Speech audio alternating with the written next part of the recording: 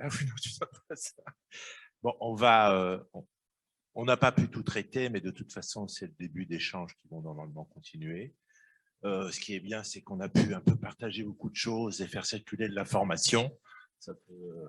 Ça rend des isolements, comme on dit toujours, et puis surtout, ça permet de s'ouvrir à d'autres situations.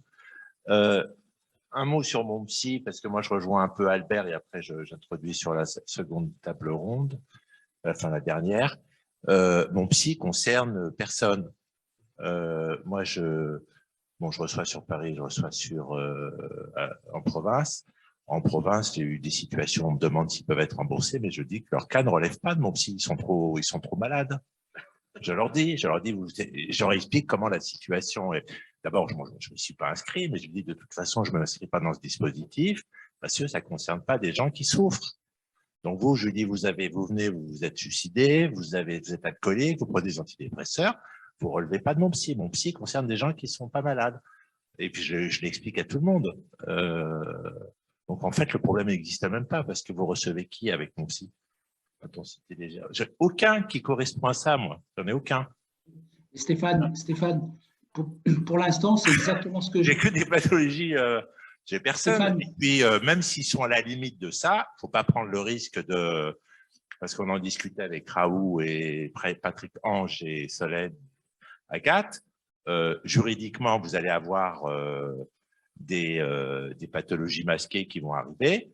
Le médecin généraliste, bon, il est loin d'être un grand psychopatho. L'autre, il va arriver avec une certaine façade défensive sur un certain nombre de petits soucis. Il va dire, bon, allez voir un peu le psychologue. Vous allez faire une vague évaluation en une séance. Comme me dit Céline, je ne sais pas ce que c'est. Je ne sais pas ce que une séance, on n'est pas télépathe, on ne va pas voir un peu ce qui se passe. On ne fait pas des IRM avec nos yeux. Donc, on peut même se tromper au début, on a des petites intuitions, mais vous ne savez pas vers quoi on va et qui peut être très lourd derrière. Donc, vous allez prendre la responsabilité, vous allez être dans une situation aussi commerciale, comme dit Raoult, vous allez avoir envie d'avoir un peu un patient et vous risquez de vous retrouver avec un cas très lourd et des choses très difficiles et voire des compensations et des suicides. Et après, vous êtes responsable de cette situation juridiquement. Donc, je ne sais pas vers quoi ça va s'ouvrir, cette affaire de mon psy. Stéphane, juste pour dire que c'est exactement le conseil. J'ai énormément de psychologues en supervision, j'en ai beaucoup. Et chaque fois que quelqu'un est interpellé par un patient qui lui dit « je voudrais bien passer par le dispositif », et ce ne sont pas des patients qui sont en situation de précarité sociale, il ne faut pas croire, ce n'est pas eux qui demandent les premiers là. Et je leur dis ça, je leur dis, mais dites à votre patient ou dites à cette personne qui vous contacte, laissez-la parler 3 minutes de son problème et puis dites-lui qu'elle ne relève pas de ce dispositif-là. Pour l'instant, ça marche. Pour l'instant, ça fait tomber toutes les demandes. Toutes les demandes sont tombées. Et il y en a beaucoup, je peux dire, il y en a beaucoup. Oui, il y a une personne non précaire. Voilà. Sur Paris, ils sont moins précaires, ceux que je reçois. Qui, bon, business élevé, qui a entendu parler de mon psy et m'a dit, est-ce que je peux relever du remboursement pour ces histoires de divorce? J'ai dit non, vous ne relevez pas de mon psy pour vos histoires de divorce avec votre conjoint. Et puis à chaque fois, je fais comme ça, puisque c'est moi qui fais l'évaluation, sans être dans le dispositif. Et moi, je leur apprends que, je leur explique en quoi ça ne relève pas, puis on finit par faire une information comme ça qui circule sur l'arnaque de mon psy, en fait. À la limite, si vous avez 30 €, vous allez prendre une séance de yoga, ça fait aussi bien, une séance de yoga. Non, c'est peut-être plus cher. Non, mais des fois, il y a des. Vous faites Fitness, c'est 29,90 € par mois. Non, mais c'est vrai, ça, et puis ça vous fait du bien. Non, mais de se dire, voilà, ne prenez pas la responsabilité. Enfin, moi, je ne sais pas, là, ils sont un peu. Ils jouent aux apprentis sorciers. Bon, j'ai l'expérience psychopathogène depuis très longtemps, et puis voir les cas que j'ai actuellement, puis tous ceux que j'ai vus avant. Je ne ferai pas confiance à un généraliste pour m'envoyer un patient pour me dire qu'il a droit à 8 séances. Parce que jusqu'à présent, c'est moi qui aidais les généralistes pour la psychopatho. Maintenant, ça s'inverse. Donc, c'est très bizarre. Moi, je trouve que c'est. Même des psychiatres, il faut les informer parce qu'ils sont de moins en moins formés en psychopatho. On va, ça, le débat n'est pas clos. On va passer à quelque chose d'assez important, mais c'est juste, on lance. parce que ça circule déjà dans la boîte à idées de la convergence, dans les discussions. Donc, on lance un peu la réflexion et un peu le débat.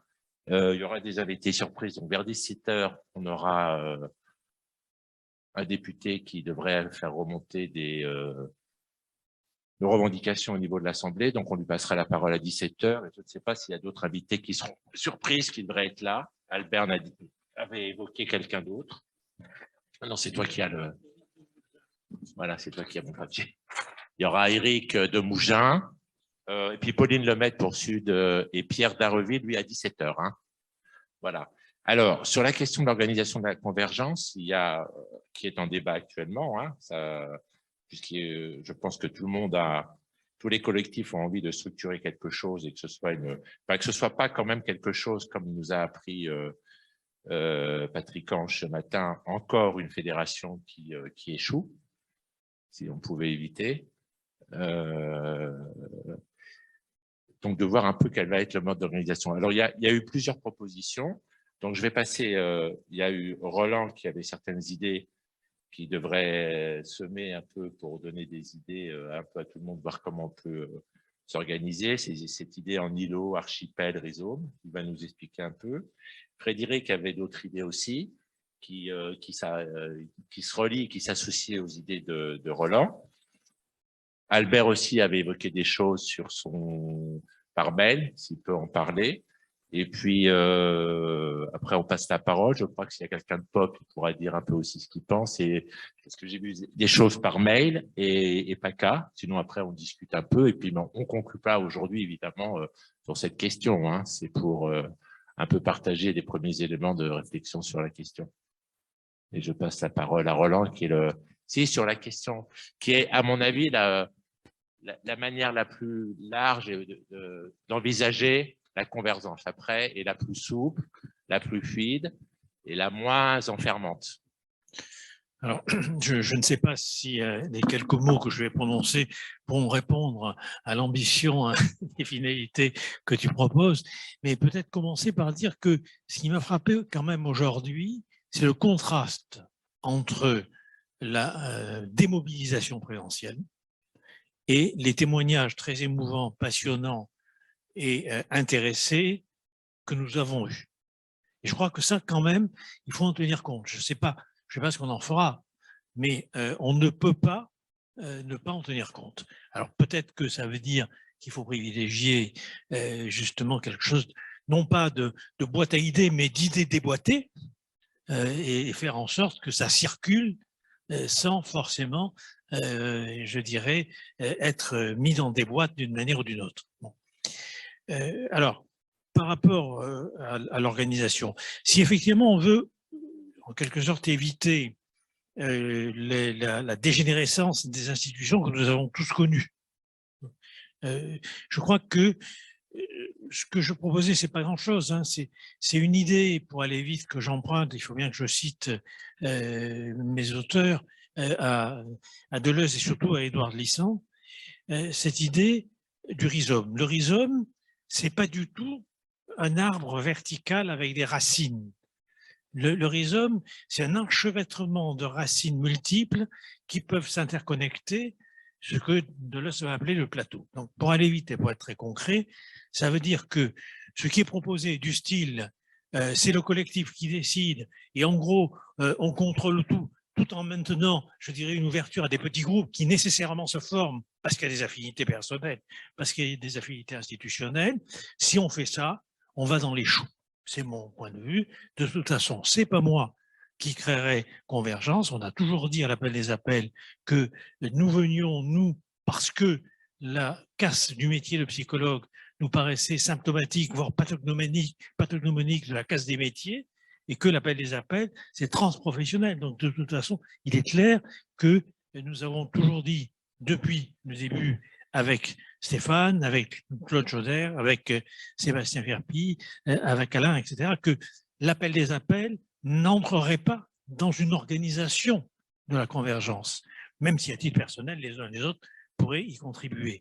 Et donc, c'est clair que ce que nous avons souhaité, et notre mandat s'arrête en tant qu'appel des appels le 10 juin, donc de toute façon, on ne vous embouteillera pas trop longtemps, c'est favoriser la mise en place d'une structure suffisamment ouverte, suffisamment respectueuse de la biodiversité, des méthodes, des paradigmes, des théories, parce que quand même, ce que je n'ai pas été peut-être capable de vous dire ce matin, c'est que j'ai eu la chance pendant plusieurs décennies de participer aux institutions de la discipline, à des niveaux différents, mais avec des responsabilités quand même assez importantes.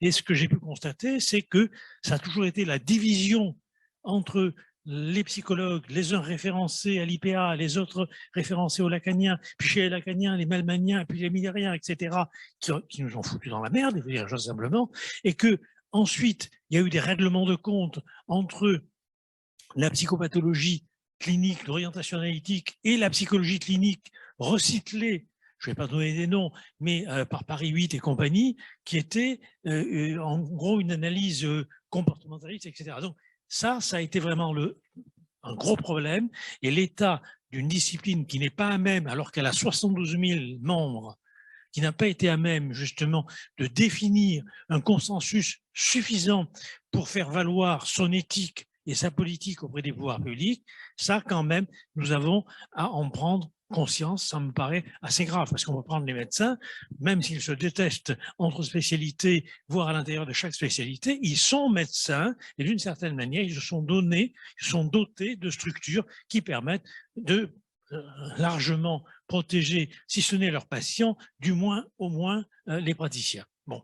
Donc, ça veut dire que, à mon avis, si on tente une structure trop hiérarchisante, trop verticale, ou bien qui dit nous décidons tous, parce que si tout le monde nous ne sommes pas d'accord, on ne peut pas parler, eh ben, on va se taire. On va revenir aux aphasies que nous avons connues dans l'histoire de la discipline. Donc, ce que je propose très bêtement, très simplement, c'est ça. C'est-à-dire qu'en gros, que se constituent des molécules de travail qui permettent, par des enchevêtrements qui ne sont jamais fixés, de pouvoir faire circuler des idées dont chacun peut s'emparer pour travailler avec qui il souhaite, et non pas imposer d'une manière ou d'une autre. Alors, par exemple, ce que je peux dire aussi, c'est que la logistique est un problème. Nous sommes dans une société où, comme disait Foucault, la conduite des conduites ne passe pas par le débat autour des valeurs ou autour des principes, mais passe par la mainmise sur la logistique. On tient la logistique et à partir de là, on influence, on prescrit la conduite à chacun. C'est ce que fait le pouvoir, c'est ce que fait Véran. Parce que les témoignages que nous avons, c'est ça. On ne va pas débattre pour savoir si le psychologue peut faire ceci ou peut faire cela. Ça, c'était les débats des années 60 ou 70. Mais on va mettre en place une curatelle technico-gestionnaire, technico-comptable, pour finalement arriver à ce que les praticiens fassent ce que les pouvoirs ont décidé pour eux. Donc, c'est vraiment un point en sciences politiques. Il y a un gros bouquin qui vient de sortir sur la logistique comme moyen de gouvernement. C'est ça, il ne faut pas qu'on le reproduise dans Convergence. Il ne faut pas qu'en Convergence, que ce soit par le biais, entre guillemets, de l'organisation des tables rondes, comme ça peut être fait, comme que ce soit, c'est normal au niveau de, quand on au moment de l'initiation. Il ne faut pas, bien sûr, que ça perdure. Il ne faut pas que ça se pérennise.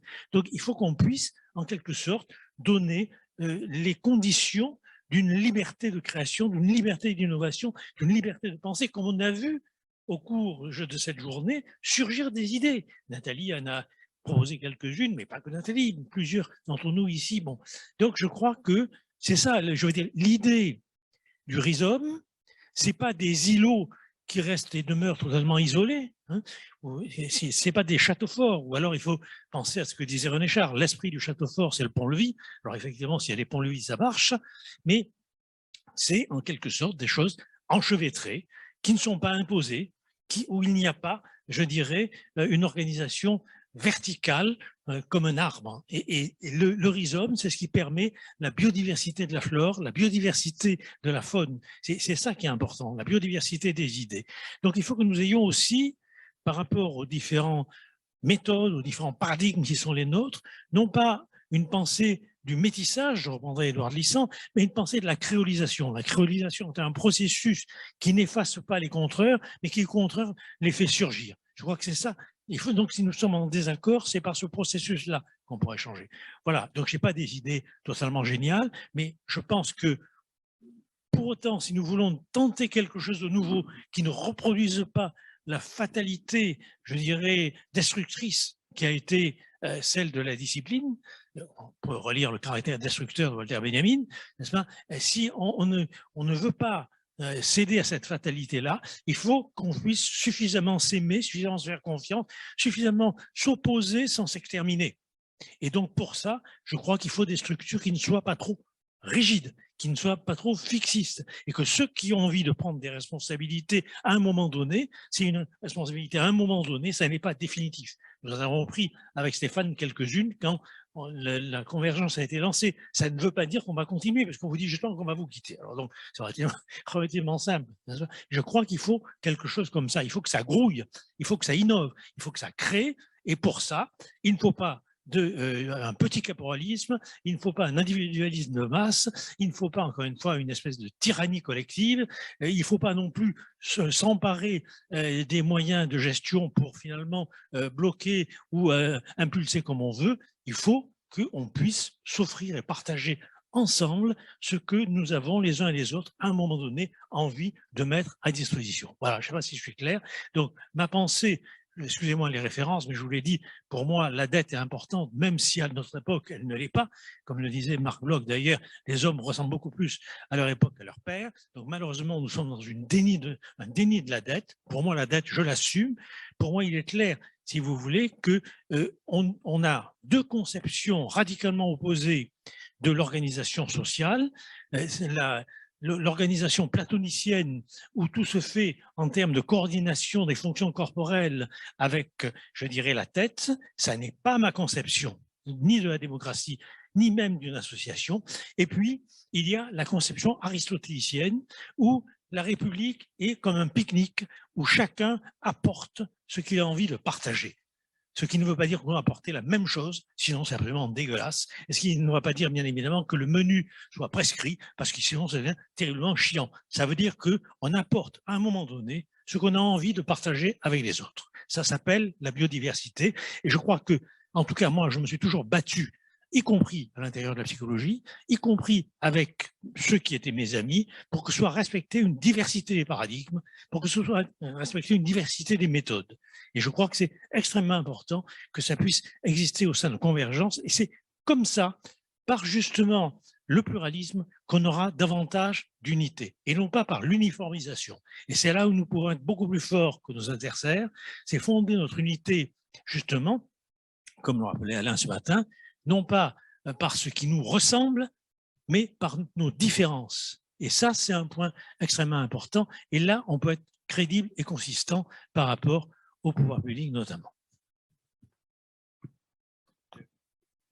Je vais pas trop intervenir parce que c'est les autres qui doivent échanger. Juste une chose qui renvoie à ce que tu as dit. Un médecin dit « je suis médecin ». Bon, ça fait corps. Voilà, ça fait corps, matière forte, comme dirait la parole fait le corps, un peu monothéiste, aristotélicien. Et comme disait ce matin Alain, il dit l'unité, bon, il a montré un peu, a parlé de l'identité du psychologue. Voilà, et à un moment, si on pouvait tous dire « je suis psychologue » et ça fait corps et association nationale, sans certains aient l'hégémonie de dire le psychologue, c'est les psychophysiciens ou le psychocognitiviste, mais je suis psychologue, toi tu fais quoi? Ben moi je fais du comportementalisme, toi tu fais quoi? Et puis chacun a ses régionalités épistémologiques, et il en prend la responsabilité.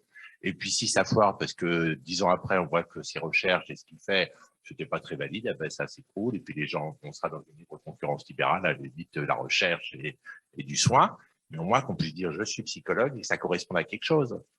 Parce que là, apparemment, on nous fragmente. Enfin, c'est une corporation psychotique, en fin de compte. Parce qu'on a l'impression que chaque morceau du corps lutte contre l'autre morceau ou cherche à le dévorer. Enfin, vous relisez Gisèle Pankoff, là, on a l'impression qu'il y a des zones qui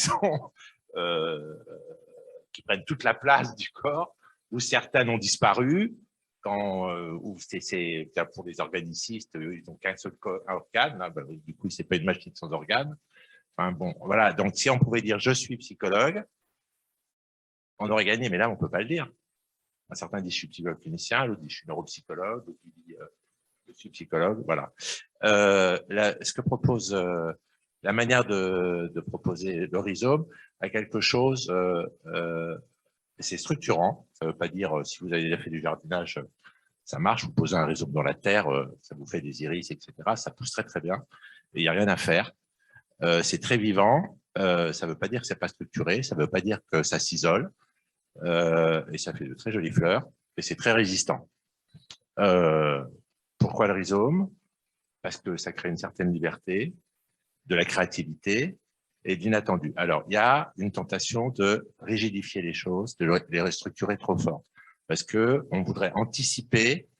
D'abord, il y a un manque de confiance, des peurs d'instrumentalisation, des angoisses par rapport à la manipulation d'autres groupes ou d'autres choses, de s'engager dans des choses pour lesquelles on ne s'est pas autorisé. Donc, on voudrait un contrôle très a priori de tout et pas un contrôle qui, à la limite, où on serait responsable a posteriori, plus anglo-saxon, c'est-à-dire qu'on évite qu'il y ait de la surprise et de l'inattendu. Et c'est ça la créativité. C'est tiens, tu proposes ça, c'était pas prévu. Parce que si on passe par d'autres types de structures, dont j'ai pu lire un peu des choses sur le mail, avant de faire quelque chose, il faudrait qu'on ait informé. Un tel a dit OK, donc je vais réfléchir, je vous redonne, mais tout a été contrôlé avant. Donc on ne crée pas quand tout est contrôlé avant. Donc ensuite, s'il y a un contrôle a posteriori, rien ne dit que ça engage les autres. Certains peuvent lancer une surprise et il est, lui, responsable devant tous les autres de ce qu'il vient d'apporter, qui n'a pas été décidé auparavant. Et puis, ça peut être contesté, critiqué, et mis à la poubelle, ou développé, ou ajusté. Mais il n'y a pas de crainte. On a l'impression que tout doit être contrôlé avant pour prendre aucun risque. Voilà, c'est la sensation que j'ai eue. Frédéric, tu veux exprimer quelque chose? Oui, merci Stéphane. Oui, alors je vais rajouter. Globalement, voilà, je vais aller dans le sens de Roland d'abord, parce qu'il nous reste. Là, on a combien de temps là avec 17h, tu as 3 minutes. Pas 5 minutes. Donc, effectivement, on a commencé à réfléchir à une organisation singulière de l'architecture de la convergence. Je pense que c'est très important ce que tu rappelles, Stéphane, c'est-à-dire pas de contrôle a priori et de poser la question quel contrôle a posteriori, parce que ça, on ne l'a pas défini. Il faut absolument qu'on en parle ensemble et qu'on l'élabore et qu'on le co-construise. C'est effectivement très important qu'on puisse co-construire. On voit bien à quel point, dans tous ces lieux de pensée, on est en train de co-construire quelque chose. Et c'est très important de laisser la dynamique se faire. Voilà, c'est laisser la parole circuler, les pensées s'agiter, peu importe si on n'est pas d'accord, parce que effectivement, parfois on touche à des éléments de rupture entre nous, ordre, avec des signifiants très importants, ordre, code de la santé publique, etc. Eh ben, c'est pas grave. C'est pas grave de toucher à des signifiants comme ça. De toute façon, on va y toucher. Donc voilà, ça c'est très important. Premièrement, il y a peut-être, moi j'ai l'idée de 3 niveaux effectivement dans la convergence. Un niveau effectivement d'abord, un niveau qui est celui que nous connaissons, c'est-à-dire le regroupement des organisations entre elles, des collectifs, des intercollèges, des associations, etc. Pourquoi? Parce que on a un objectif, c'est de former une force politique et de mobilisation. Et de montrer notamment, et j'invite tous ceux qui nous entendent, de montrer que le 10 juin, c'est nous. Voilà, c'est nous l'interlocuteur. Donc le 10 juin, soyez là, soyez massivement là pour montrer qu'effectivement, on est cette force de mobilisation. Donc ça, c'est vraiment très important. Et invitez s'il vous plaît, toutes les associations que vous connaissez de psychologues à nous rejoindre. Voilà, c'est effectivement très, très important d'engager cette mobilisation aussi de liens entre les associations, entre les collectifs, entre les intercollèges, etc., pour que les psychologues ne soient plus seuls dans la bataille. Bon. Par ailleurs, il y a un deuxième niveau, c'est effectivement celui qu'a présenté Roland, qui est composé d'un rhizome. Voilà, cette idée de rhizome avec ces enchevêtrements, cette créativité, cette co-construction, c'est effectivement très important. J'y reviendrai pas. Alors moi, je pensais qu'il y aurait possibilité de co-construire un 3e niveau qui serait constitutionnel. Alors qu'est-ce que ça veut dire? Ça veut dire que nous avons des projets que nous construisons en groupe. Ces projets sont dans une co-créativité.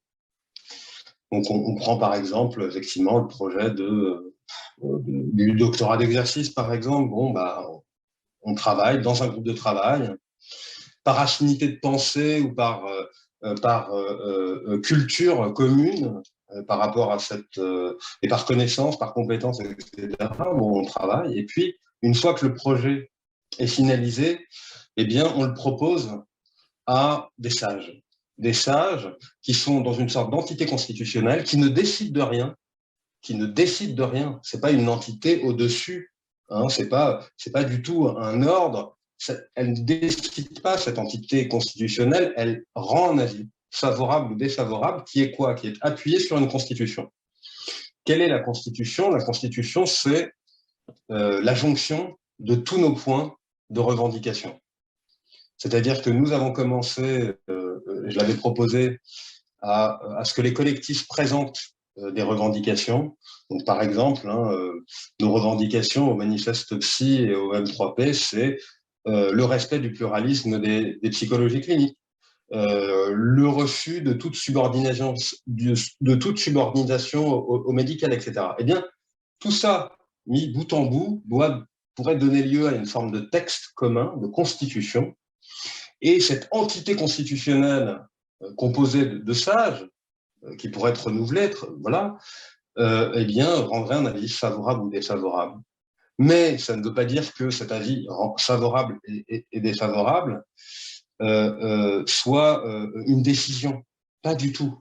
Ensuite, ce projet favorable, s'il est favorable par rapport, eh bien, il est présenté à tous, et puis il donne lieu à un vote, pourquoi pas. Et ça, il faudra effectivement, par rapport à quoi? Est-ce qu'on crée un bureau?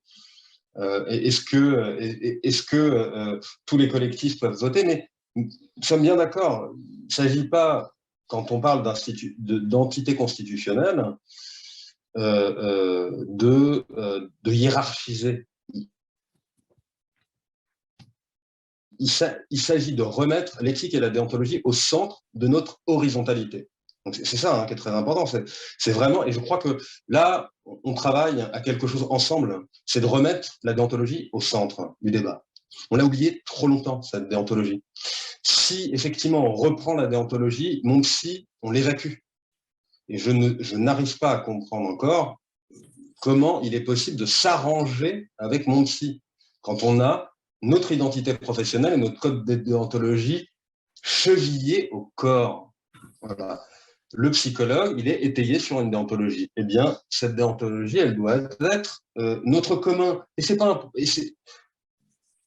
opposé en droit, très bien. Ce sera peut-être demain opposé en droit. C'est pas grave. Ça nous définit quand même. C'est pas le problème. Ça nous définit quand même. On travaille en référence à notre code de déontologie, qu'il soit par ailleurs opposé en droit demain ou pas. Bon, c'est quand même ce qui articule notre pratique. Et l'éthique, bien sûr, parce que la déontologie, l'éthique n'est pas soluble dans la déontologie, et le contraire. Donc, voilà, c'est ça, c'est ces trois niveaux. Rassemblement, des groupements entre eux, des organisations entre elles. Rhizome, c'est-à-dire constitution des groupes de travail co-créatifs, qui soient effectivement avec des passerelles entre tous les groupes. Et troisième niveau, constitution, voilà, entité constitutionnelle qui ne décide pas, mais qui rend un avis favorable ou défavorable, et favorable, pas forcément suivi par les collectifs. C'est simplement, vous voyez, un avis. Voilà. Donc, moi, j'ai retenu les groupes de travail qui pourraient commencer à être travaillés. Une nouvelle convention qui soit en accord avec notre déontologie et notre identité professionnelle, éventuellement, et pourquoi pas, qui ne soit pas en rapport avec un remboursement CPAM. Ça, il faut y réfléchir dans un groupe de travail. Reprendre le groupe de travail de formation des psychologues praticiens du soin psychique pour construire un doctorat professionnel en psychologie clinique. C'est aussi important de le travailler. Il y a un sujet qui a été abordé par Evie par mail, je le dis, qui voulait effectivement construire un groupe de travail sur l'évaluation des psychothérapies. notamment dans le cadre de la contestation de l'arrêt de l'arrêté voilà, de l'arrêté du 10 mars, si je ne me trompe pas. Et puis, un groupe de travail autour, justement, de cette architecture qui laisse une liberté de penser, parce que on n'a pas résolu encore la question de l'architecture. Il faut encore la travailler. Et on propose effectivement qu'il y ait un groupe de travail pour la travailler. Ce qui ne veut pas dire que ce groupe de travail va avoir toute main sur ce que ça va être l'architecture. Après, ce sera pensé, co-construit. Mais ce qui est très important entre nous, c'est encore une fois que rien n'arrête notre dynamique, même si les questions sont compliquées. Même si on arrive sur des signifiants qui sont tout d'un coup, qui nous font bouillonner. Ordre, CSP, doctorat d'exercice. Bon, mais si on peut pas penser autour de ces signifiants, qu'est-ce qu'on fait ensemble? Donc, on travaille autour de ces signifiants pour donner, encore une fois, co-construire, rendre des rapports, des propositions politiques, et pour que on soit pas ridicule, quoi. Dans un moment de tournant par rapport à la profession, où on doit proposer des choses, parce que eux, de l'autre côté, ils vont proposer des choses, je peux vous le dire, et très rapidement. Donc voilà, il faut commencer à co-construire et se dire, nous, on propose ça. Voilà. Merci. Merci Frédéric. Il y a 3 niveaux. Le premier niveau est important parce que si on n'est pas une force, donc là on a une unité de territoire, une unité des praticiens dans une association nationale, une association de psychologues. Là, c'est important, ce premier niveau. Le deuxième niveau, moi, il me plaît beaucoup parce que ce qui m'apparaît important, c'est que des gens de tout le territoire sortent de leur collectif et travaillent avec d'autres personnes, d'autres collectifs. Donc ça, ils ne restent pas enfermés, eux, dans leur propre collectif. Moi, je trouve que ça circule. Ça me paraît très intéressant, ça. Et le troisième niveau, une constitution qui est d'abord créée par l'ensemble des collectifs, puisque ce sera, tu l'avais déjà évoqué, hein, c'est à partir de ce que va proposer l'ensemble des collectifs sur l'essentiel de « je suis psychologue », de l'exercice, de ce qui est l'incompatibilité, ce qui rendrait impossible l'exercice d'un psychologue dans sa pluralité. Ça doit concerner tout le monde. Donc, on irait vers quelque chose d'une... Et donc, à partir de là, un conseil pourrait donner un avis sur, pas une décision, mais un avis pour améliorer peut-être des propositions pour qu'elle aille dans la protection de l'exercice du psychologue. Exactement. Et à charge... L'être du psychologue, je suis... et à charge au collectif de suivre ou pas cet avis. Voilà. C'est très important. Enfin, voilà, l'éthique, elle n'est pas nécessaire. Ouais. Donner une appréciation. Et par ceux qui ont un peu de bouteille sur la question ou du recul historique, qui ont travaillé un peu sur plein de questions, parce qu'on est... Non, c'est pas mal, il faut quand même faire de l'intergénérationnel. Mais ouais. C'est bien. C'est comment persévérer dans son être, que disait je sais plus qui. Je suis psychologue, donc la constitution, ça permettra ça, parce que une bonne constitution, ça va permettre de persévérer dans son être. Non, c'est ça. C'est un peu ça, donc on va vers ça. Albert, et peut-être que je t'interromprai si jamais le... Non, tu... Attends, Solène veut dire un mot. Non, Albert, je te passe la parole et il devrait y avoir un député qui devrait apparaître à un moment ou à un autre, je ne sais pas. À toi. Je m'arrêterai si le député apparaît, mais de toute façon, ça va être très rapide parce que vous avez Roland et Frédéric ont déjà tout dit. Donc, voilà, moi, je voulais juste souligner qu'on a une chance. Hein, on a la chance d'avoir réussi à réunir, je crois qu'on est 34 maintenant, mais ça augmente régulièrement. Hein, 34 associations, organisations, collectifs, collèges, etc. Et il faut absolument qu'on profite de cette chance. Hein, on essaye de ne pas répéter les erreurs qui ont pu être faites par d'autres tentatives de fédération. Donc, il faut profiter de cette chance. D'une manière très pragmatique, ce que je ne souhaite pas, évidemment, c'est une organisation administrativo-technico-bureaucratico-gestionnaire, même sous prétexte de démocratie, hein, qui nous empêcherait de travailler.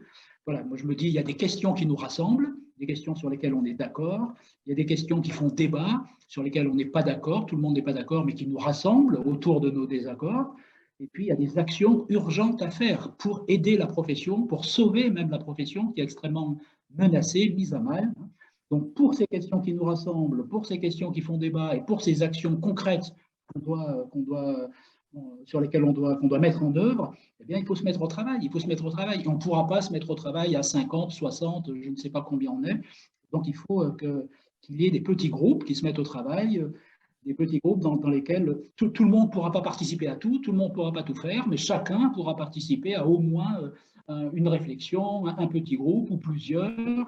Et ces petits groupes, bien sûr, de travail peuvent s'organiser en fonction des affinités, des accointances, des intérêts, de là où chacun a une expérience, a quelque chose à dire, quelque chose à apporter pour en faire profiter l'ensemble.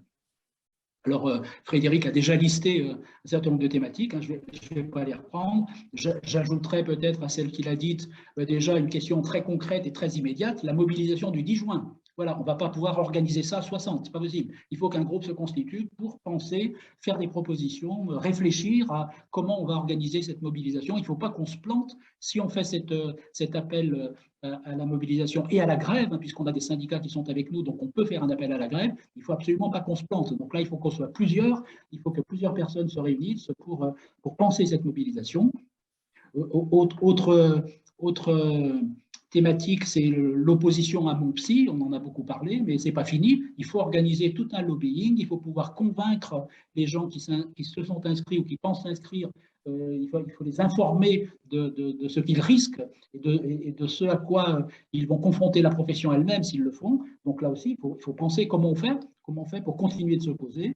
Il y a un rapport de l'Académie de médecine qui vient de sortir, ça a été évoqué là encore, il faudra écrire quelque chose, il faut faire savoir notre désaccord et notre indignation devant ce texte absolument scandaleux et puant, hein. On ne peut pas le qualifier autrement.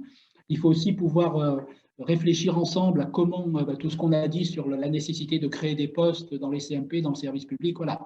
Il va falloir s'organiser pour avancer dans ces actions concrètes urgentes.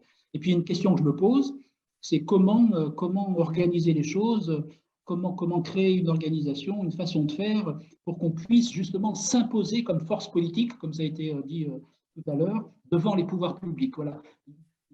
Il faut qu'on puisse ne plus se retrouver en situation où on nous répond, comme c'est souvent le cas, mais comme le disait Patrick tout à l'heure, hein, vous êtes le 5e ou le 6e ou le 10e qui vient nous voir, et il faut qu'on arrête d'être l'objet de moqueries parce qu'on arrive en ordre totalement dispersé, en étant complètement en désaccord, désarticulé, pas reliés les uns aux autres. Il faut qu'on puisse créer cette force politique et se faire entendre comme interlocuteur, s'imposer comme interlocuteur dans les pouvoirs publics. Voilà. Il faut qu'on réfléchisse à comment faire pour arriver à faire cela. C'est comme cela que je vois les choses, pour la convergence. Merci Albert. Moi, je retiens une chose qui est quand même, ce qui doit un peu nous réunir, mais je passe la parole à Solène, sauf si le député est là. Il est là? Oui. Le lien Zoom, je suis en train d'essayer de lui transmettre le lien Zoom par son portable. Maintenant, ce qui est important… Je suis là, Roland, je suis là. Pierre, tu es là? Oui, je suis là. Bon, alors d'abord, je voudrais publiquement te remercier puisque c'est grâce à toi que nous avons cette superbe salle des fêtes de Montreuil. Ce que je proposais, peut-être, on pourra reprendre un peu plus tard notre table ronde sur l'organisation de la logistique et du fonctionnement de Convergence, et peut-être te faire part, puisque tu as déjà bien voulu porter auprès du ministre la question concernant les psychologues, c'est qu'on puisse te faire part peut-être un peu de notre analyse de la situation et de nos doléances. Alors, bon, nous, on se connaît bien, tu connais aussi mes travaux, mes textes, etc. Donc, je pense qu'il vaudrait mieux que ce soit quelqu'un d'autre qui, peut-être Alain, ici, résume un peu, ou Solène résume un peu les doléances de la journée. Alors, il s'agit du député Pierre Daréville, que nous remercions vivement pour son soutien constant. Il a déjà posé des questions au ministre Véran. Grâce à lui, nous avons cette superbe salle et il veut bien nous accorder, il a déplacé en pleine législative, il a déplacé dans son emploi du temps, il a libéré 1 heure pour entendre ce qu'on pourrait lui dire à transmettre à l'Assemblée et en particulier, bien sûr, aux élus et aux ministres. Ça va, c'est clair? Bon, si tu veux, ce que je peux dire, peut-être 2 mots avant que d'autres complètent, c'est que l'analyse que l'on peut faire, mais tu le sais, c'est que ce dispositif MonPsy a été mis en place par une espèce de coup d'État technocratique visant à imposer à une profession des modalités d'accès des patients à des psychologues, en ignorant totalement qu'il y a un lieu gratuit où les patients peuvent être reçus, c'est bien sûr à l'hôpital ou dans des établissements médico-sociaux. Donc il y a un côté un peu, si tu veux, poudre aux yeux, un peu société du spectacle, que de faire accréditer la thèse selon laquelle, enfin, le gouvernement se préoccupe de la souffrance psychique et sociale de la population, puisque les files d'attente dans les hôpitaux pour obtenir des rendez-vous sont entre 3 et 12 mois pour aller très vite. Donc, si tu veux, c'est un peu le système du tourniquet que tu connais très bien concernant les urgences, par exemple. Donc, de la même façon, on met en place une espèce de tourniquet, si tu veux, limité à 8 séances payées très peu pour les psychologues, en plus en leur prescrivant tout ce qu'ils doivent faire, c'est-à-dire les molécules techniques de l'ensemble de leurs actes, ce qui est absolument insupportable. Alors, ça a été fait un peu avec la complicité de certaines associations que j'appellerais un peu zombies, mais la grande majorité des psychologues, c'est-à-dire les 72 000 psychologues, si tu veux, ne sont pas d'accord, puisque 700 simplement psychologues se sont inscrits à ce dispositif MonPsy et le pouvoir en attendait au moins 3 000. Alors, qu'est-ce qu'on peut dire d'autre? Il y a aussi, bien sûr, l'excès de pouvoir, et on a fait, comme tu sais, un recours en Conseil d'État concernant les arrêtés de Véran, puisque, d'une certaine façon, ça fait complètement basculer la psychologie du côté de la santé, du côté de la médecine, alors que, d'une part, le soin n'est pas réductible à la santé. Il y a un soin social, il y a un soin culturel, il y a un soin spirituel, il y a des soins psychiques, et d'autre part, la psychologie, c'est toujours, on l'a rappelé un peu ce matin, a toujours émergé, je dirais, en tension sur plusieurs pôles. Le pôle littéraire, le pôle philosophique, le pôle biologique des comportements, le pôle médical. Et là, en gros, c'est vraiment ce que tu connais du libéralisme autoritaire macronien, c'est-à-dire qu'en gros, un coup d'État décide que la psychologie relève de la santé et par le truchement d'une gestion des moyens, profite, je dirais, de la situation de pénurie des postes dans les établissements et de paupérisation des étudiants qui sortent avec un diplôme pour essayer de les placer dans le sillon d'une technologie qui, encore une fois, par le jeu des moyens, modifie complètement la substance d'un métier. Voilà, mais je ne sais pas si des collègues et amis veulent. Roxane, en même temps vous présenter peut-être. Oui. Bonjour monsieur, Roxane Méziane, psychologue fonction publique hospitalière et également UNSA Santé Sociaux. Pour compléter les propos de monsieur Goury, nous avons aussi une grande inquiétude là au niveau de la profession concernant l'annonce faite récemment par monsieur Macron ces termes exacts étaient « nous allons faire des psychologues cliniciens des vrais professionnels de santé ». Et là, on a une crainte majeure parce qu'on n'est pas tout à fait naïf et on se dit que les textes sont déjà écrits et on refuse absolument la paramédicalisation et voilà, et on craint que dans vrais professionnels de santé, il y ait l'idée d'être des auxiliaires médicaux, ce qu'on refuse catégoriquement. Voilà. D'accord. Je passe peut-être juste pour ajouter un point qui nous semble également fondamental, c'est que Solène Albert, donc oui, pardon, je suis psychologue à la fois dans la fonction publique hospitalière et puis en libéral, et je représente l'association des psychologues freudiens avec Agathe à côté de moi aujourd'hui. Un point qui nous semble important et sur lequel nous convergeons également aujourd'hui, c'est sur le respect de la pluralité de nos pratiques. Et ce dispositif MonPsy est aussi une porte ouverte vers comme on l'a dit, une médicalisation de nos pratiques, c'est-à-dire 8 séances, vouloir éradiquer les symptômes, la souffrance psychique, remettre le patient au pas en très très peu de temps, c'est inadmissible. On ne travaille pas du tout comme ça. Alors, avec ce dispositif, on demande au psychologue d'évaluer la souffrance des patients à l'avance, de prédire de combien de séances il aura besoin. Enfin, on ne travaille pas du tout comme ça.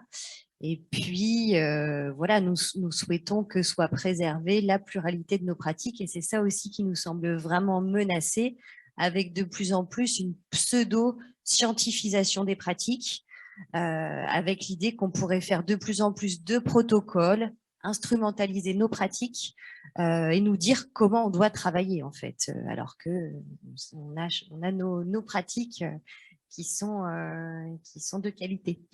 Voilà.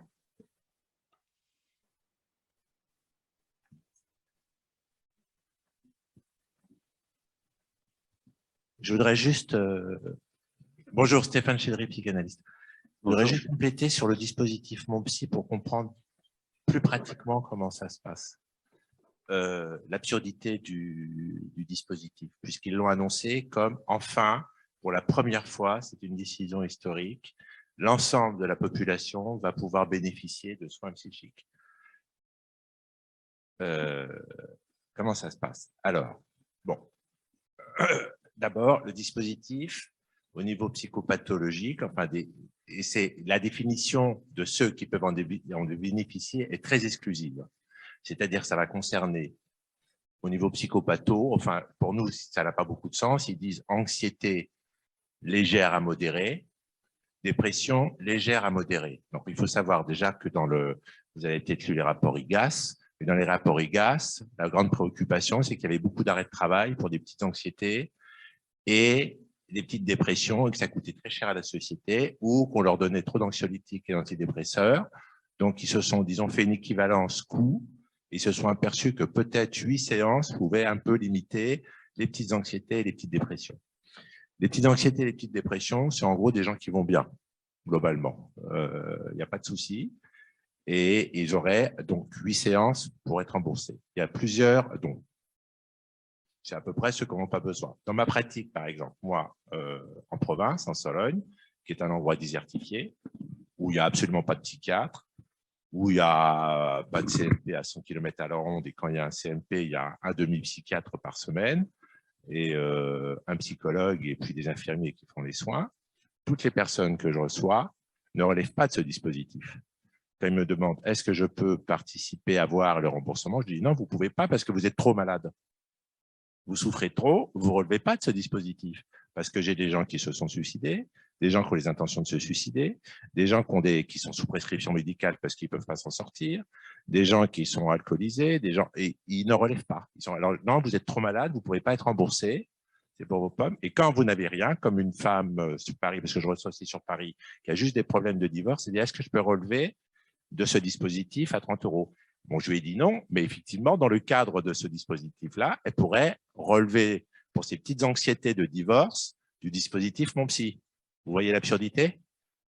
Donc, je lui ai dit non, qu'elle n'en relevait pas, effectivement, parce que ça me... Alors, ensuite, il y a le généraliste. Jusqu'à présent, dans ma pratique, qui est un peu longue, je conseillais en psychopatho les généralistes. Maintenant, c'est le généraliste qui va nous dire ce qu'il faut faire. Il n'a pas de formation de psychopatho. Il va nous dire, tiens, cette personne-là, elle ne va pas bien, elle doit voir un psychologue. Bon, OK. Sur quelle base? Parce que si on a un peu une connaissance de la psychopatho, d'abord la petite anxiété et la petite dépression, vous l'avez dans toutes les pathologies. Ça veut dire qu'on peut, ça traverse à peu près toutes les structures de souffrance psychique, puisque c'est une manifestation d'un autre mal-être. Donc, ça peut déguiser autre chose. La personne peut se montrer sous certains aspects ou certains masques. C'est une pathologie qui peut être masquée. Donc, il va vous envoyer tout et n'importe quoi à un jeune psychologue ou à des psychologues qui devra, en une séance, évaluer la pathologie de la personne, ce qui est pratiquement impossible, hein.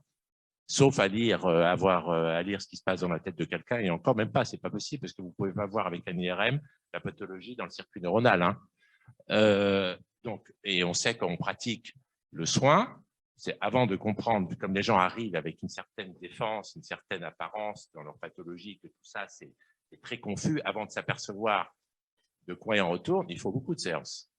Mais en même temps, c'est beaucoup de séances, ce n'est pas des séances d'évaluation, c'est déjà des séances de soins. Parce qu'on travaille avec et en même temps, elle élabore avec nous un peu ce qu'elle est elle-même et ce qui nous donne un peu des indications qui peuvent s'ouvrir d'elle-même et qui donnent des informations sur ce qui se passe derrière. Parce qu'on ne s'en aperçoit pas tout de suite, c'est très long. Des fois, on le voit au bout de 6 mois, on a des surprises et donc il faut jouer quand même très finement. Alors, qu'est-ce qui peut se passer avec mon psy? C'est qu'on va envoyer à des… Parce qu'il y a eu 40% de personnes qui sortent de la faculté qui s'installent. On ne sait pas avec quelle formation de psychothérapeute, hein, et qui vont certainement prendre mon psy pour pouvoir avoir une possibilité d'avoir une rémunération. Ils peuvent se retrouver avec des pathologies qui sont très lourdes, qui ont une apparence comme ça légère. Ils vont peut-être les prendre. Il va y avoir une responsabilité pénale parce que si ça tourne mal, ils n'ont pas su contrôler en une séance, ils vont faire n'importe quelle évaluation. Ils vont dire, bon, ben, je lui donne quoi? 3 séances, 4 séances, 8 séances. Après, il y a la rupture. C'est-à-dire, si c'est quelque chose de très lourd, de difficile, si au bout de 8 séances, on lui dit au revoir, on la laisse comme ça, la personne peut tomber. Si c'est une pathologie très lourde et la jeune personne, enfin le thérapeute, ne sait pas trop, en fait, on peut avoir des décompensations ou un suicide ou autre chose. Donc, on risque d'avoir, je ne sais pas quoi, je ne sais pas ce que ça va donner, ce dispositif, si ce n'est qu'il ne concerne personne. Il ne concerne personne, puisque moi, je suis obligé, donc je ne me suis pas inscrit dans mon psy. Et à chaque fois qu'il me le demande, à chaque fois, je suis obligé de dire, vous êtes trop malade. Vous n'avez pas le droit d'être remboursé. Voilà, c'est à peu près l'état des lieux. Et ça, c'est pour donner un peu l'aspect pratique. Alain Abel-Ozer va intervenir. Alain Abel-Ozer, je suis professeur. Allez, je joue la carte de. Je suis professeur de classe exceptionnelle de psychopathologie clinique à l'université de Rennes 2. Accessoirement, j'ai été vice-président pendant 7 ans de cette université, chargé des formations, entre autres. Et j'ai travaillé plus d'une vingtaine d'années à l'assistance publique, en particulier avec, puisqu'il faut donner quelques références, avec Jean-François Delfrécy, puisqu'il a été largement médiatisé ces dernières années. Et je résume juste. Je crois que la première chose dont on a beaucoup parlé, c'est donc de ce dispositif Mon Psy. Pour synthétiser un peu les choses, on peut considérer que ça relève beaucoup des effets d'annonce, que c'est un dispositif qui, sous couvert finalement de faire une politique sociale, relève d'une forme d'imposture, on pèse nos mots, qui ne peut que conduire à une forme de prise en charge psychique, entre guillemets, à plusieurs vitesses. C'est-à-dire, c'est certainement la pire des choses que l'on peut prévoir. Donc, ce que nous souhaitons en premier lieu, c'est de revenir complètement en arrière, d'abroger ce dispositif. Ça serait le premier point, je crois qu'il est à peu près consensuel. Le deuxième point, eh bien, c'est que si ce dispositif voit le jour et s'il est promu de plus en plus dans cet esprit finalement libéral ou néolibéral, ça c'est le symptôme d'une déliquescence du service public, et ce dont il s'agirait pour nous, c'est de restaurer un service public, en particulier dans ce domaine-là, enfin, mais pas seulement, bien sûr, un service public digne de ce nom, entre autres avec la remise en place de dispensaires, de CMP, etc., pour lesquels les listes d'attente ne soient pas de 6 mois ou 1 an, puisque je crois que c'est véritablement la réalité de terrain que l'on constate. Donc, revaloriser le service public dans ce domaine-là. Troisième point, c'est le corollaire, c'est que il y a une difficulté de plus en plus marquée des formations de la psychologie, des psychologies, qu'il s'agit aussi de reconstruire ces formations, de les revaloriser. Là, il y a un certain nombre de propositions beaucoup plus précises que l'on peut faire, mais on les garde pour l'instant par devers nous. Donc, troisième point, c'est la revalorisation et la reconstruction des formations de la psychologie. Et je rajoute encore un quatrième point, peut-être, qui est que les différentes instances de tutelle et le ministère en particulier de la Santé à certains moments, s'est appuyé sur quelques, et c'est plutôt une organisation de psychologues, qu'il y en a beaucoup, qu'évidemment, ça fait le jeu dans les négociations des autorités de tutelle de pouvoir s'appuyer sur une organisation qui peut être supposée représentative de la profession, mais que nous considérons comme absolument pas représentative de la profession, pour toutes sortes de raisons, que là aussi, on peut amplement démontrer et argumenter. Donc, pour nous, il est important à la fois de faire reconnaître la pluralité de la profession et la pluralité et le pluralisme des organisations qui la représentent. Et donc, de demander aussi aux instances de tutelle dans quelle mesure ils peuvent prétendre négocier avec la profession alors qu'ils ne négocient qu'avec une infime partie de celle-ci.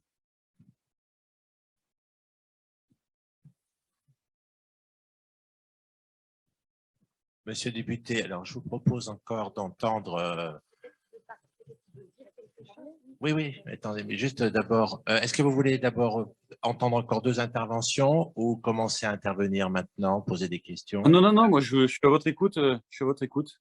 D'accord, alors je vous allez-y. proposerai d'écouter encore 2 interventions et ensuite vous passer la parole si vous avez des demandes de précision, de questions, etc. Ou alors encore à des gens de la salle ou du Zoom s'ils veulent aussi intervenir. D'accord? Donc, Albert Chicone. Oui, bonjour, je suis professeur d'université à Lyon 2 en psychopathologie et psychologie clinique. Je vais rajouter souligner quelques points qui ont été dits, puis peut-être en rajouter 1 ou 2. D'abord signaler que les soins gratuits pour la population, pour ceux qui consultent, sont gratuits puisqu'ils sont pris en charge par la collectivité, mais gratuits pour ceux qui consultent, ça existe déjà, hein, ça s'appelle le service public, et notamment les CMP, les centres médico-psychologiques. Ces lieux peuvent recevoir, sont habilités à recevoir toute la population sans discrimination d'âge et sans discrimination de type de souffrance psychique. Et après avoir asphyxié le service public en général et ce type de lieu en particulier, on voudrait maintenant mettre sous contrainte les psychologues qui travaillent en libéraux et leur imposer des conditions qui sont totalement contraires à leur pratique et à ceux qui savent faire. Tout cet effort qui a été mis dans ce dispositif-là aurait dû être mis pour créer des postes de psychologues dans le service public, dans ces CMP qui, encore une fois, sont habilités et sont particulièrement compétents pour s'occuper de la souffrance psychique de l'ensemble des citoyens. Ce que nous refusons d'abord, c'est la paramédicalisation. Ça, c'est un point essentiel pour nous. La psychologie, c'est une science humaine et en tant que science humaine, elle a toute sa place dans la prise en compte de la souffrance psychique des citoyens. Et elle a toute sa place en articulation intelligente et confraternelle avec la médecine. C'est ce qui se passe dans la réalité quotidienne des psychologues. Tous les psychologues en libéral travaillent en intelligence avec le médecin du coin, avec qui ils peuvent collaborer, ça ne pose pas de problème, mais elle ne souhaite pas, elle ne veut pas, elle n'est pas faite pour être inféodée à la médecine. Ça, ce n'est pas possible, on ne peut pas être inféodé au médecin, on travaille en articulation intelligente et confraternelle. Ce qu'on refuse, le deuxième point qu'on refuse dans ce montage Mon Psy, c'est la sous-tarification, hein, puisque le tarif qui est imposé ne correspond pas du tout aux besoins des psychologues pour vivre, des psychologues libéraux, hein, ça correspond à peu près à la moitié d'une séance moyenne en France sur le territoire national d'une consultation de psychologue libéral. Ce tarif est contraint, sans possibilité de dépassement d'honoraires, hein, alors qu'il faut savoir que les seuls professionnels qui ne peuvent pas, qui ont des tarifs contraints, sont des auxiliaires médicaux. Tous les autres, enfin, sauf à être en secteur 1, mais si on est en secteur 2, tous les professionnels de santé ont la liberté de leur tarification. Donc ça n'est pas possible. S'il y avait un vrai souci du gouvernement, de ce ministère et de ce ministre pour l'accès aux soins psychologiques de la population, eh bien, il aurait proposé un tarif sécurité sociale quel qu'il soit, ce qui est possible, ce que les moyens permettent. Ce tarif aurait été complété par des mutuelles. Quand il n'y a pas de mutuelle, eh bien, il y a la CMU pour les personnes qui n'ont pas de mutuelle. Et la totalité aurait pu correspondre au prix d'une consultation d'un psychologue. Donc la sous-tarification, ce n'est pas possible. Et la troisième chose que l'on refuse, c'est la disqualification de certaines pratiques. Il y a un non-respect de la pluralité de nos pratiques. Toutes nos pratiques plurielles, chacune de nos pratiques plurielles sont importantes, sont pertinentes, et ce dispositif et les autres auxquels il est articulé, hein, les plateformes d'orientation, etc., ne respectent pas la responsabilité du psychologue quant au choix de ces outils et quant au choix de ses modalités de travail et de la manière dont il conduit sa pratique en toute responsabilité. Cette responsabilité-là n'est pas respectée. Voilà, refus de la paramédicalisation, refus de la sous-tarification et refus de la disqualification de certaines pratiques au profit d'autres sous des prétextes totalement fallacieux et qui sont irrationnels.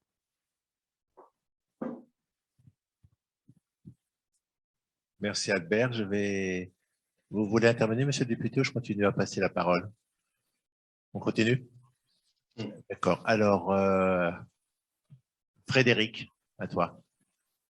Oui, bonjour monsieur le député, merci beaucoup d'être là. Donc Frédéric Tordeau, psychologue clinicien, docteur en psychologie et membre du M3P. Donc je vais souligner certaines choses qui ont déjà été dites, mais en tout cas, la convergence s'est aussi formée en réponse à ces dispositifs qui sont en train de casser notre profession. Et profondément, c'est-à-dire que c'est effectivement MonPsy, un dispositif sous contrainte. Nous n'avons plus la main sur le nombre de séances, sur les patients reçus, par quel biais nous les recevons, les tarifs, c'est-à-dire que c'est un dispositif qui nous instrumentalise et qui relève d'une sorte de dévalorisation honteuse de nos métiers, un dispositif qui est construit par des tiers, donc et notamment des gestionnaires, et effectivement un dispositif low cost, hein, c'est-à-dire qu'on sait très bien que ça n'est pas pour soigner, ça n'est pas pour guérir, c'est pour aider la personne à supporter les défaillances sociétales, les coûts qu'il prendrait. Et donc c'est aussi ça qu'il faut comprendre, c'est que MonPsy, c'est pour continuer à travailler. Voilà. MonPsy, c'est recevoir des patients pour qu'ils continuent à fonctionner. Ça n'est évidemment pas pour les aider à devenir des sujets indépendants et de traiter par eux-mêmes, par le développement de mécanismes de régulation, leur souffrance future ou passée. Donc, c'est essentiel de comprendre que MonPsy, c'est un modèle qui est en train de modifier nos pratiques en standardisant notre métier et en nous éloignant de ce qui c'est le sel de la psychologie clinique, c'est-à-dire de la singularité. Et par un biais pervers, c'est-à-dire qu'on va utiliser la paupérisation des psychologues, qui sont une masse effectivement pauvre, pour piocher dans cette masse des professionnels qui accepteraient d'entrer dans un dispositif parce que pour la majorité d'entre eux, ils n'ont pas le choix. Et ça, c'est vraiment une perversion sociétale. Voilà. Par ailleurs, notre revendication, c'est évidemment de faire reconnaître comme un interlocuteur privilégié la convergence auprès des pouvoirs publics. Les psychologues, encore une fois, ne peuvent pas être instrumentalisés en méconnaissant leur identité et en les instrumentalisant. Mais aussi, voilà, on a d'autres revendications, hein, revaloriser évidemment, comme on l'a dit, les métiers du soin et les psychologues qui participent à la santé sans être professionnels de la santé à l'hôpital, dans le médico-social, etc. Parce qu'on est conscient qu'effectivement, entrer dans le dispositif Monde 6, c'est participer au délitement des services publics. Donc ça, c'est vraiment très important, par une externalisation de ce service public. Et pourquoi pas, voilà, commencer à penser à construire un statut, notamment à l'hôpital, des psychologues cliniciens qui soient compatibles avec notre histoire. Et rappeler quand même que ce serait un inédit en Europe et même dans le monde que des psychologues soient des auxiliaires médicaux. C'est-à-dire que partout dans le monde, il ne s'agit pas, les psychologues n'ont absolument pas ce statut, évidemment, parce ils ont une position transitionnelle, ils ont une place transitionnelle, et notamment ils ont une place institutionnelle. C'est ça qui est aussi très important, c'est-à-dire que comme ils sont à la périphérie du médical, eh bien, ils ont notamment la place d'analystes de la pratique institutionnelle. Ils reçoivent des soignants, des éducateurs, parce qu'ils sont des tiers. Voilà, on a une position de tiers et on veut effectivement préserver cette position de tiers, notamment voilà, pour éviter, pour pouvoir continuer à recevoir dans un cadre tiers des professionnels, et notamment médecins, notamment professionnels médicaux et paramédicaux qui ont besoin effectivement de nous pour analyser leurs pratiques, pour les superviser, etc. Donc voilà. Voilà. Merci Frédéric. Je continue alors, monsieur le député. Vous passez. Voilà, ok. Oui, bonjour monsieur le député, merci. Sébastien Firpi, psychologue clinicien, je travaille en psychiatrie publique de secteur et aussi en milieu carcéral. Donc le plus important vous a été dit, hein, c'est-à-dire que prendre le dispositif Mon Psy comme un symptôme, et comment ça parle d'une nécessité de réinstaurer la place légitime du psychologue en institution publique ou privée. Et comme ça vous a été proposé aussi, de solliciter les différents collectifs et organisations qu'on représente là pour une légitimité et de la représentativité de notre métier. Juste deux petits points qui viennent du terrain et qui pourront donner un peu des billes pour contrer l'argumentation de ce dispositif marche très bien. Par exemple, on a plusieurs témoignages de généralistes qui disent qu'ils reçoivent de plus en plus de monde en patientèle, qui sont très mal. Et en fait, pour ce dispositif, il y a une espèce de cotage de score pour savoir si les gens vont rentrer ou pas dans le dispositif autour de ce qui est appelé anxiété légère.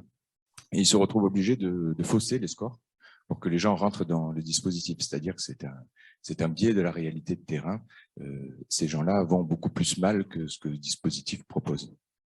Et aussi, autre constat, de plus en plus dans les centres médico-psychologiques, donc hôpital public, ces lieux de soins au pied de la cité, les listes d'attente, on a parlé de 3 mois, 6 mois, 1 an, mais chez les enfants, ça peut aller jusqu'à 1 an, voire 2 ans. Hein. C'est encore plus catastrophique que ce qu'on peut le penser par moment.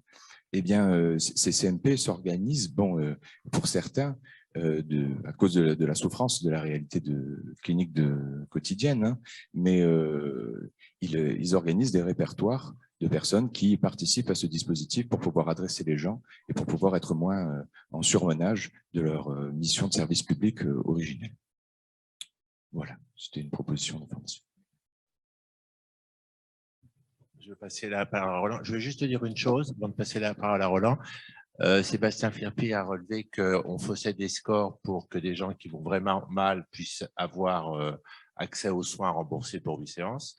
Bon, déjà 8 séances, si les personnes vont vraiment mal, 8 séances, c'est une catastrophe parce que ça va mal se terminer. La deuxième chose, c'est que je me demande quelle sera la responsabilité juridique du psychologue qui aura reçu cette personne qui ira mal. Parce qu'elle ne sera pas du tout, il semblerait qu'il y ait des sanctions possibles si ça ne correspond pas au dispositif et aux indications du dispositif. Donc, on est dans une drôle de situation. Hein. Stéphane, il y a ces si c'est possible. Alors, oui, juste ça tombe bien effectivement que Stéphane soit intervenu avant moi, parce que la question que je me posais, et qu'en même temps je te pose, Pierre, c'est est-ce qu'il n'y a pas là une responsabilité juridique et politique que de faire perdre une chance à des patients qui seraient inclus dans un dispositif inadapté à leur pathologie, si on peut appeler ça pathologie pour aller vite. Et donc, d'une certaine manière, c'est un peu comme dire, en quelque sorte, à un chirurgien, vous arrêtez à tel temps d'intervention. Je veux dire que la dépossession, si tu veux, de la responsabilité éthique et méthodologique du professionnel au profit d'une curatelle purement technico-gestionnaire pose quand même des problèmes à la fois moraux et politiques. Il y a une responsabilité de l'État que de pousser des gens à s'inscrire dans un dispositif de soins qui s'avère dangereux pour eux parce que, encore une fois, comme on l'a dit, 8 séances, c'est standardisé. On voit bien qu'effectivement, ça repose sur un critère comptable, mais pas du tout sur un critère clinique, pas du tout sur un critère d'appréciation du professionnel. Alors là-dessus, on revient à l'autre question de l'adressage. Je trouve ce mot abominable, c'est la question de l'adressage. On demande à des médecins généralistes, dont nous savons actuellement que la désertification médicale n'est pas que le propre de la ruralité, puisque à l'intérieur même de nos villes provençales que tu connais et parisiennes, à l'intérieur même de ces villes, il est difficile de trouver un généraliste. Donc, demander à un généraliste cette surcharge de travail pour laquelle il n'a pas de formation et pour laquelle, du coup, on va juridiquement l'impliquer est quand même quelque peu problématique. Au passage, et c'est un point important, au passage, je signale que une enquête auprès de l'Association nationale des internes en psychiatrie a témoigné qu'entre 75 et 80% d'entre eux considéraient qu'ils avaient une formation insuffisante en psychothérapie. Donc, des internes en psychiatrie. Donc, qu'est-ce qu'on va demander à un médecin généraliste qui n'est pas formé du tout pour ça? Qui plus est, quand on a évoqué tout à l'heure la question des 40%, c'est un chiffre que nous a donné la Versicode, 40% d'installation de nos étudiants en fin de cursus, il faut savoir qu'ils s'installent parce qu'ils n'ont pas de poste. En gros, c'est une opportunité sociale et ce n'est pas du tout un ajustement d'un choix méthodologique ou d'un choix personnel. C'est parce qu'ils n'ont pas de poste. C'est-à-dire que du temps de ma génération, comme disent les vieux, du temps de ma génération, on se formait d'abord à l'hôpital, en MPP, etc.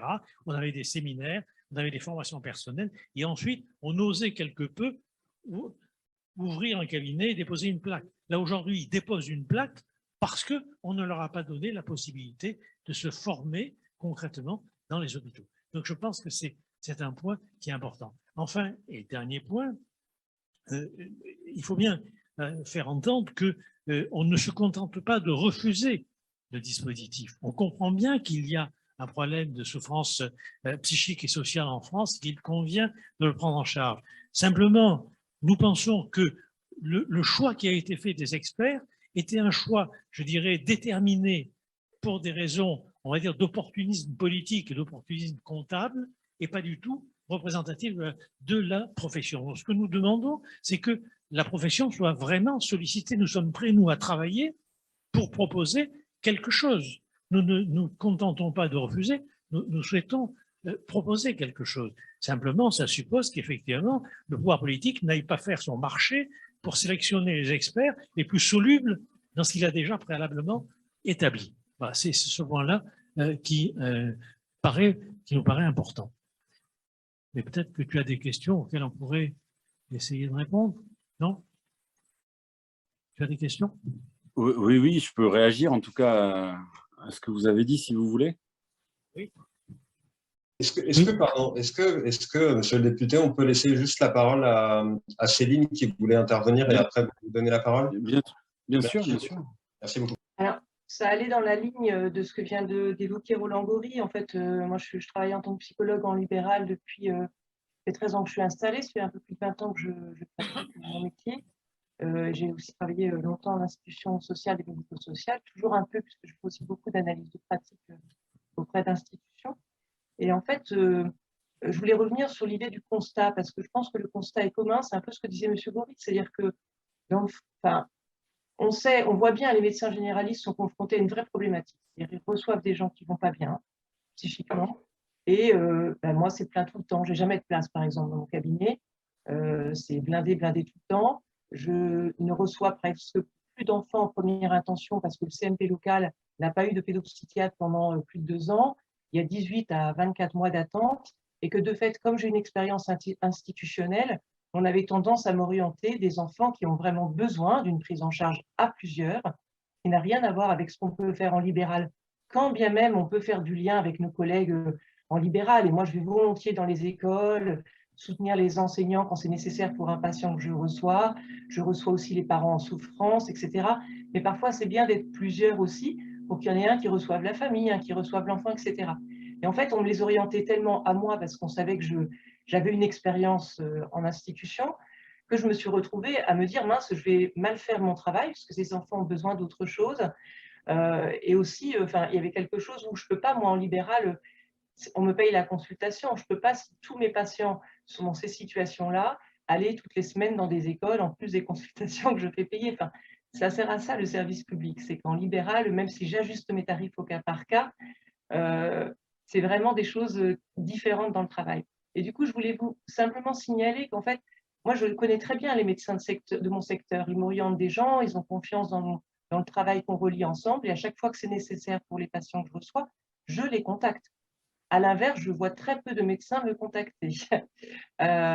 Et de fait, je trouve qu'on pourrait tout à fait imaginer au niveau local, moi je travaille en campagne, un partenariat avec les CMP locaux, parce que c'est vrai qu'il y a des personnes qui ont besoin des structures collectives pour travailler à plusieurs. Mais je vois pas bien ce que vous appelez troubles anxieux dépressifs légers et modérés. C'est probablement les gens dont, pour le coup, il n'y a pas du tout besoin de faire du lien avec le médecin. Ou voir le psy, ça suffit.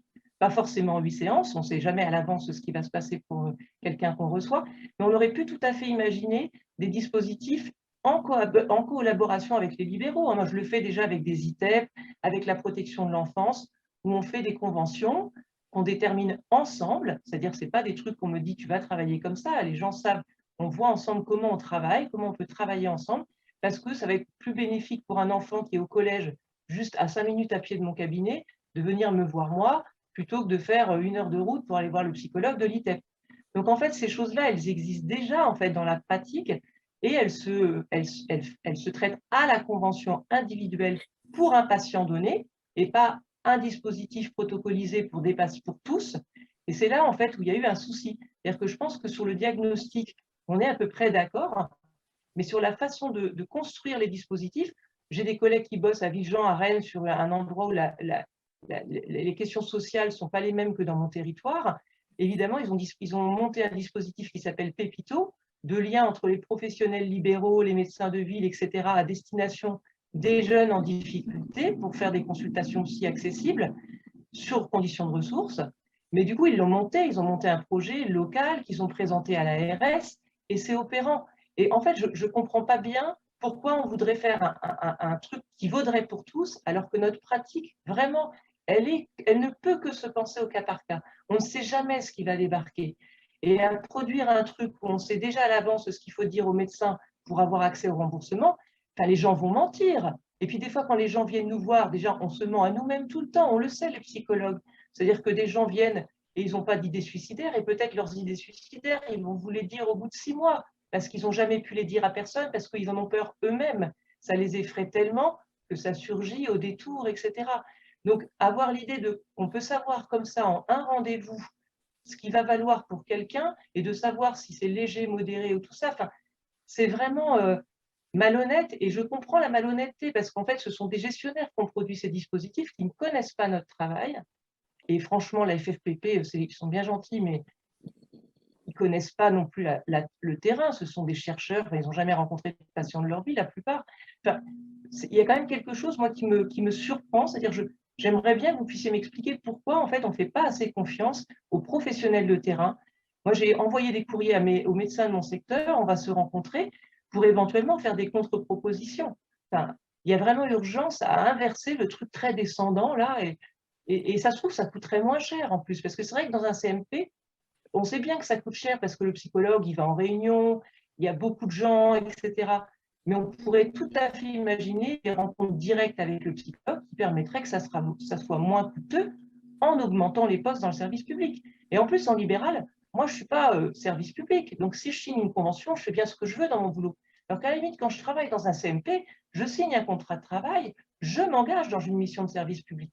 Je trouve que confier des fonds publics à des psychologues en libéral, c'est limite, en fait. Enfin, on n'a pas du tout les mêmes façons de travailler, etc.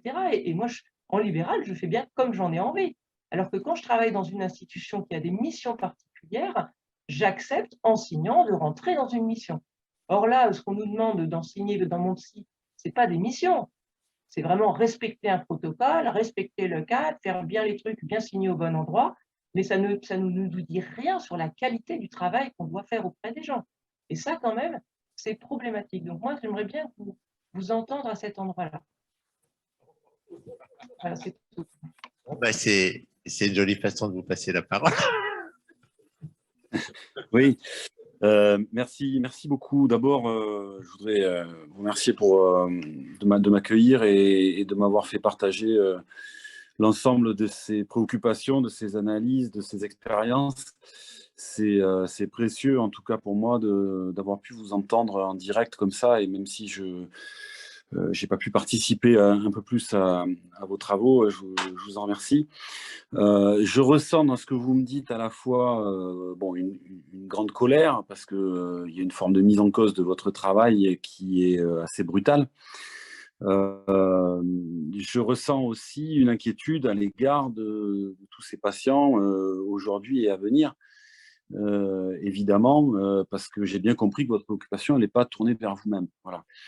Donc, je voulais commencer par vous dire ça, vous dire que je pense que la représentation nationale a été allègrement trompée sur ce dispositif, qui n'a pas été débattu comme il aurait dû l'être, qui n'a sans doute pas été présenté comme il aurait dû l'être, et pour lequel on a évidemment, et je vais répondre un peu aux quelques questions qui ont été posées à la fin, enfin en tout cas apporter mes réponses, c'est pas la prétention d'en dire plus que ce que je crois moi, mais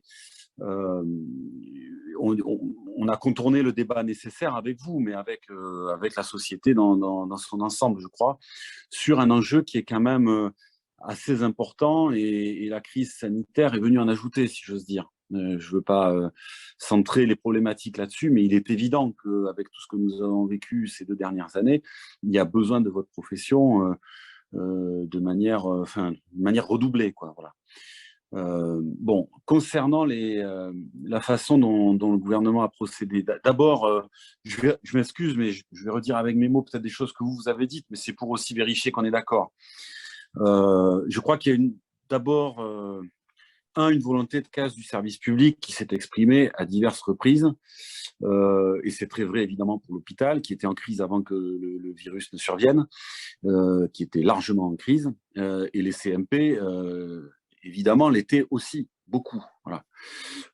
Ça, c'est la première chose. La deuxième, c'est qu'il y a une volonté de faire semblant, et qui pour moi est une marque de fabrique, mais je porte un jugement politique, chacun en fera ce qu'il veut, une marque de fabrique de ce gouvernement. Et puis, l'un ou l'une d'entre vous a évoqué ce caractère vertical des décisions, mais de l'exercice du pouvoir. Mais ça se retrouve à peu près dans toute la gestion que nous avons connue ces dernières années. Et donc, ce qui arrive du point de vue de la psychologie est arrivé à bien des endroits, et on l'a vu au moment de la crise sanitaire, c'est-à-dire des décisions qui tombent. Et quatrième point que je voudrais souligner, c'est une volonté répétée de contourner ce qu'on appelle, de manière peut-être un peu rapide, les corps intermédiaires. Une volonté de faire sans. Et donc, c'est la caractéristique de ce pouvoir vertical, et très présidentialisé, pour être clair. Donc, je ne pense pas qu'il faille s'en satisfaire, et je suis intervenu à maintes reprises. Je prends un exemple hors du champ qui nous occupe aujourd'hui. Les associations de personnes en situation de handicap ont été, par exemple, très maltraitées dans la période, parce que j'ai entendu, y compris des parlementaires, m'expliquer que ils avaient discuté avec leurs voisins, et que finalement, il y avait plus la vérité que des organisations qui étaient empâtées et qui ne discutaient qu'en cercle fermé. Mais on l'a vu avec les organisations syndicales. Voilà.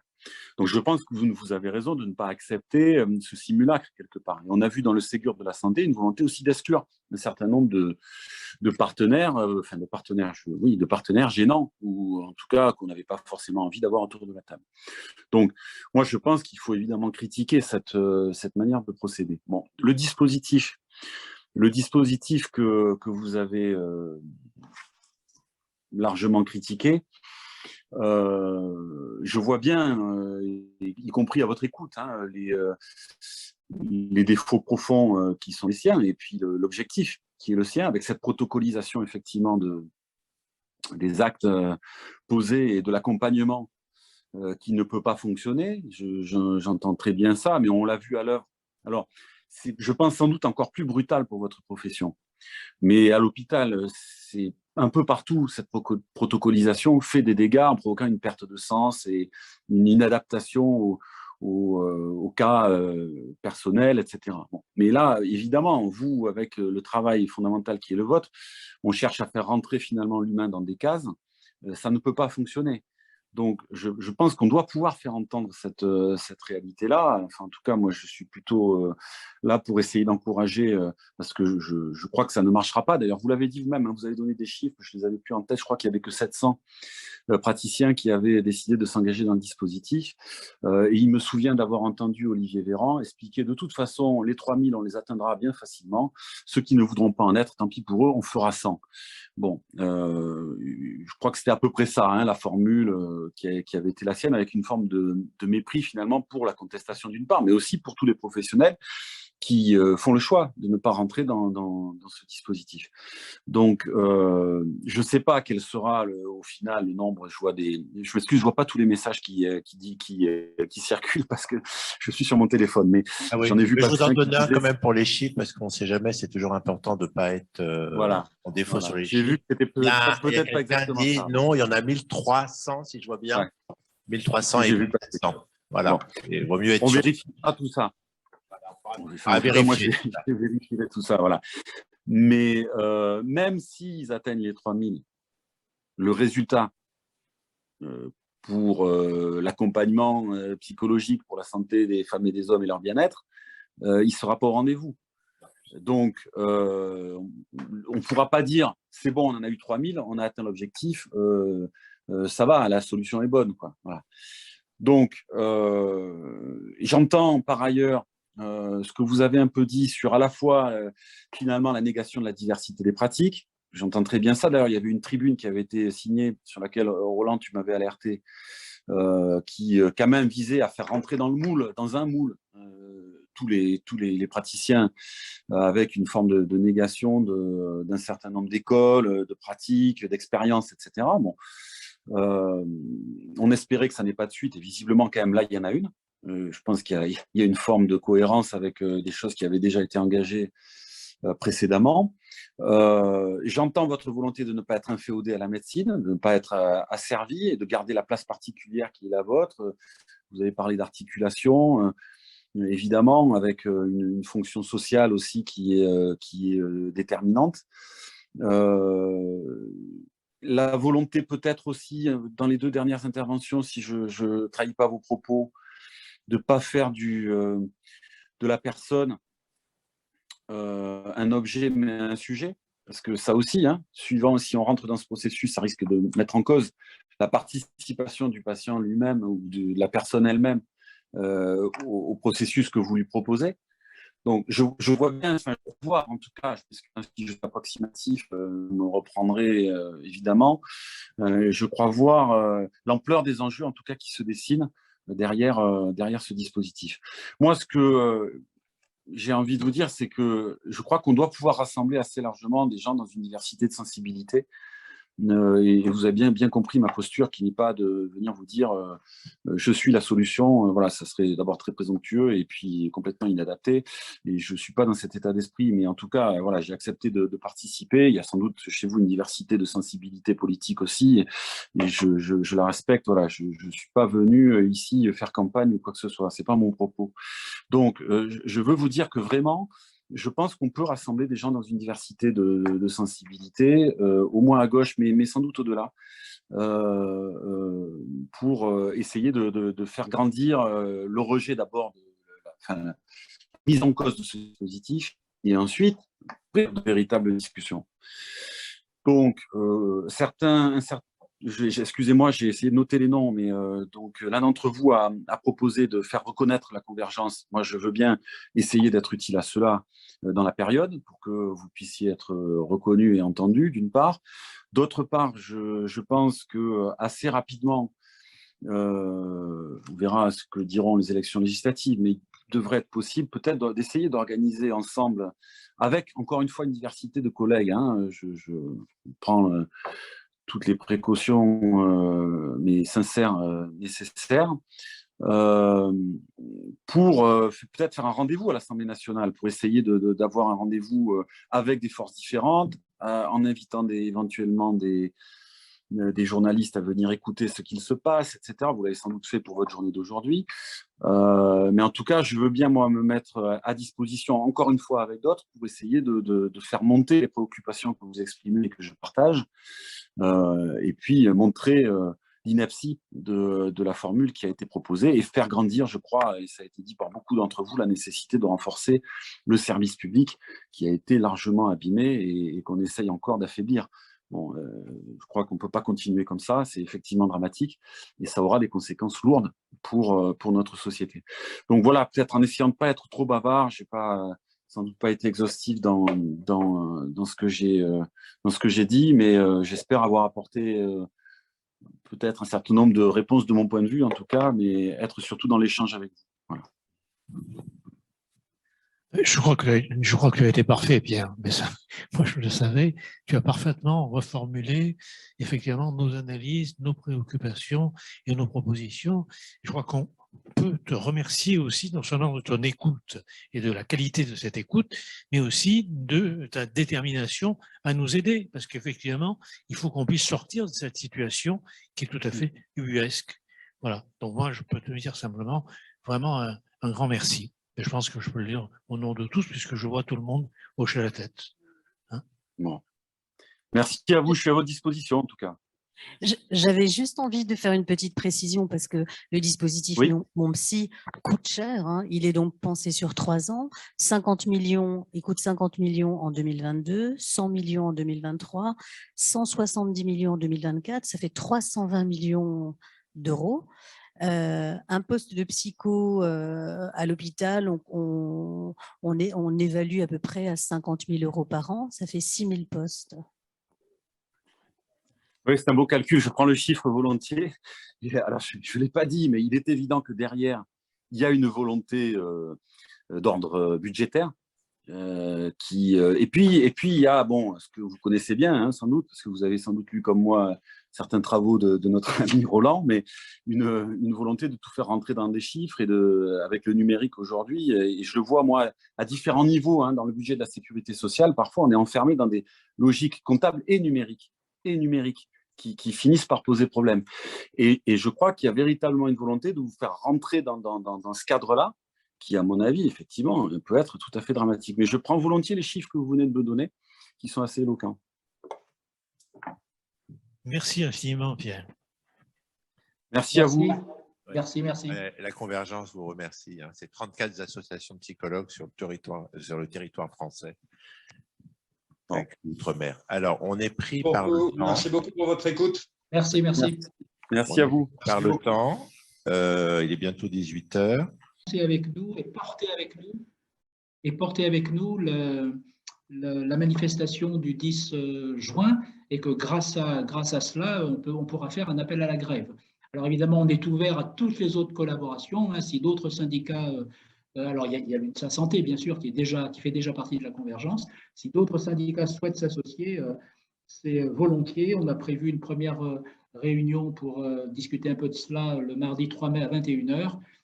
Je ne sais pas si d'autres nous rejoindront. Bon, mais pour l'instant, il faut les saluer, les remercier. C'est important qu'on ait Sud avec nous. Merci. Alors, Éric Desmougins est là? Oui, je suis là. Voilà. Bon, merci de... Donc, je vous présenter. Invité. Ah, pardon. Je te laisse présenter, c'est ça? Voilà, oui, présentez-vous parce que je ne suis pas sûr que tout le monde vous connaisse. Voilà. Donc, je suis Éric Demougin. Alors, je dis tout de suite que je ne suis pas psychologue, mais enseignant. Je suis syndicaliste à la FSU. J'y exerce des responsabilités seulement départementales. Et je veux dire tout de suite que je ne suis absolument pas habilité pour parler à la place de mes camarades de niveau national, ni à la place des psy-EN, donc, qui suivent vos travaux, et de tous les psys de la fonction publique. Et qui sont peut-être dans des formes de négociation que je ne connais pas vraiment, en fait. Donc, je ne m'exprime pas non plus à la place de ce qui pourrait être qualifié de base syndicale. Je ne suis pas mandaté pour ça. Et la pratique syndicale doit être scrupuleuse sur ces questions. Bon, je me considère par ailleurs comme œuvrier, comme Roland a pu le définir dans le manifeste qu'il a conçu avec Charles Sylvestre et Bernard Lubat. Et je suis venu d'abord écouter.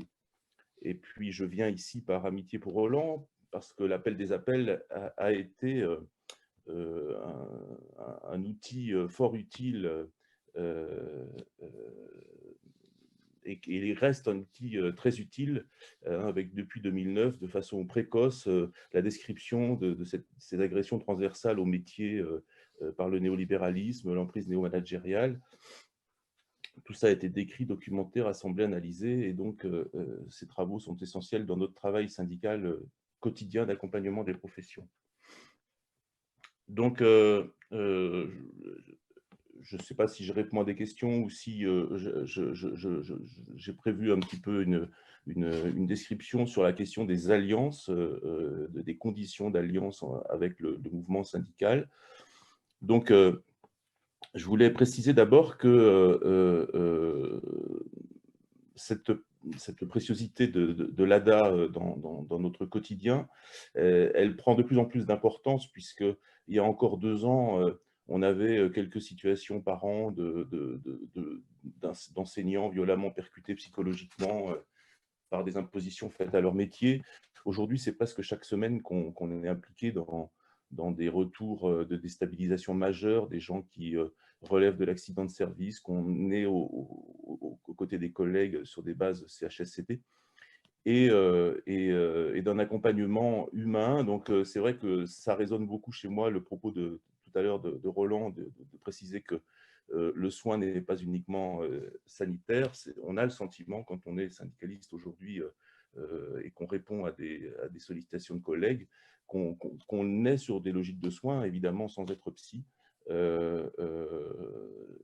Donc c'est un élément important. Et pour en revenir à la lutte, objet de cette réunion, vous luttez contre des disqualifications professionnelles, des dévalorisations de métiers, aussi le contrôle qui s'insinue jusqu'au cœur de vos pratiques, l'ignorance, le mépris du métier réel.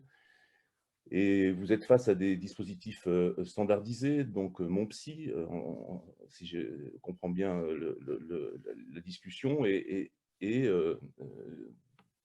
dispositifs fondés sur une logique comptable et technocratique. Et si je prends n'importe quelle profession que syndique la FSU, qui est une fédération de la fonction publique, pour ceux qui ne le sauraient pas, et que ce soit l'enseignement, la justice, le social, la recherche, la fonction publique territoriale, celle de l'environnement ou de l'agricole, partout ces constats-là sont les mêmes, et les mêmes ravages et les mêmes dégâts, les mêmes déshumanisations sévissent. Donc la FSU travaille à partir de ces constats en convergence avec les luttes qui combattent cela. Et j'ai le sentiment que je me trouve ici dans un propos qui va dans le sens d'une possible convergence avec vous. Sur le champ politique, notre analyse, c'est que Macron a importé le monarchisme d'entreprise, on va dire, avec un chef et des méthodes d'asservissement tayloristes sur le champ politique, et que c'est ça qu'on vit de façon maintenant permanente, et qui font éclater les collectifs de travail, qui individualisent les travailleurs de façon délibérée, forcée, je dirais même forcenée. Et là encore, c'est un point de convergence important, en tout cas cette fois-ci avec d'autres syndicats comme la CGT ou Sud. Voilà. Alors je pense que nous serons ici toutes et tous d'accord pour dire que effectivement la manière de résister à cet élan, à ce vent libéral, c'est le maintien de la création de collectifs de travail. Et alors alors que le point commun de toutes ces réformes, c'est finalement d'ignorer les besoins réels, de faire dysfonctionner avant de prétendre à l'inutilité d'un métier, d'une institution, d'un service public, pour faire monter à la place un marché lucratif sur les ruines de ce qui était avant socialisé. Donc oui, il y a toutes les raisons d'une convergence entre tous ces métiers, les vôtres, entre eux, bien sûr, et donc aussi les psychologues du public que la FSU syndique, et puis pour nous, syndicats, l'ensemble des corporations professionnelles. Après, Roland me demande de faire un point sur les conditions des alliances possibles. Je risque peut-être de produire une forme de découragement, j'en suis désolé, mais c'est penser les conditions des alliances entre l'associatif et le syndical suppose d'envisager les freins présents pour pouvoir les affronter. Alors, à propos des alliances, je rappelle encore une fois qu'on n'interprète pas ma participation comme une adhésion ni de base, ni, voilà, ni de l'appareil de la FSU hein, à ce que je vais dire. Moi, personnellement, j'aurais envie de dire qu'on travaille, un nous en m'associant à vous, hein, car je me sens bien dans la richesse du débat qui est présent. Je pense bien sûr qu'il y a à travailler cette unité en passant par des rencontres de travail, mais évidemment qui ne prennent pas la forme de ralliement autour d'une action calée, autour de revendications déjà établies. La co-construction, à mon avis, doit s'imposer, et j'entends quel est le fondement de votre approche, et peut-être qu'elle est plus développée que ce dont je suis informé. Il faut aussi prendre en compte les réalités syndicales.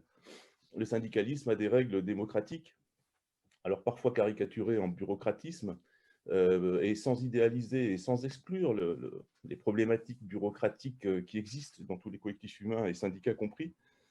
Les syndicats sont ce lieu d'élaboration de décisions collectives qui nécessitent du temps. C'est de la délibération, c'est de la négociation, c'est de la représentation. C'est d'autant plus complexe que le nombre représenté est grand. Et que les corps constitués aussi sont nombreux. La FSU, c'est 100 000 adhérents à l'échelle nationale, une centaine de sections locales, une petite trentaine de syndicats. La CGT, je crois, c'est 600 000 par là adhérents et puis plus de 100 syndicats. Donc voilà, il faut, dans ce débat que la Fédération fasse avec les 7500 psy-EN de l'éducation nationale, et sans compter, et puis il y a aussi les psys de la PJJ, de la pénitentiaire, de Pôle emploi, de la territoriale, voilà. Et de façon démocratique, la fédération prend le principe de s'appuyer en premier lieu sur les acteurs et actrices concernés par les décisions à prendre.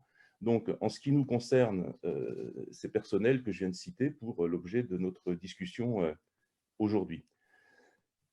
Il ne faut pas ignorer non plus que les syndicats ont des orientations sociales, sociétales, à partir desquelles ils négocient, mais qui les contient quand même, qui les borne, et c'est bien normal. Donc j'entendais tout à l'heure une intervention qui voulait faire converger, y compris des psys, qu'implicitement, peut-être je me suis mépris, mais implicitement décrit comme très à droite, voire à droite extrême. Clairement, la FSI pose des limites à son champ de convergence. L'extrême droite est bien sûr un point indépassable. Et quand bien même on serait d'accord sur la contestation d'un dispositif MonPsy, on n'irait pas sur ces convergences-là. Mais bon, la difficulté à converger va aussi avec des gens qui pourraient porter l'idéologie néolibérale et le capitalisme qui sont analysés par nous comme des causes premières de déshumanisation en cours. Pas trop d'inquiétude là-dessus avec ce que j'entends depuis cet après-midi, mais voilà. Donc, la FSU, pour information, fait partie avec la CGT Sud de syndicats qui se disent de lutte et de transformation sociale. Donc, je pense que créer des alliances, ça suppose d'éclaircir ces points et de les avoir en tête, en tout cas. Et puis, pour en venir à des enjeux plus spécifiques de notre journée, je reviens sur les psy-EN que syndique la FSU, et qui sont donc des interlocuteurs privilégiés pour la question de la convergence qui nous rassemble. Le mandat actuel des psy-EN, c'est un refus d'être absorbé dans le champ de la santé. Donc, je vois que c'est en débat ici et qu'un flou sur cette question peut décourager des convergences. Il faut en être conscient.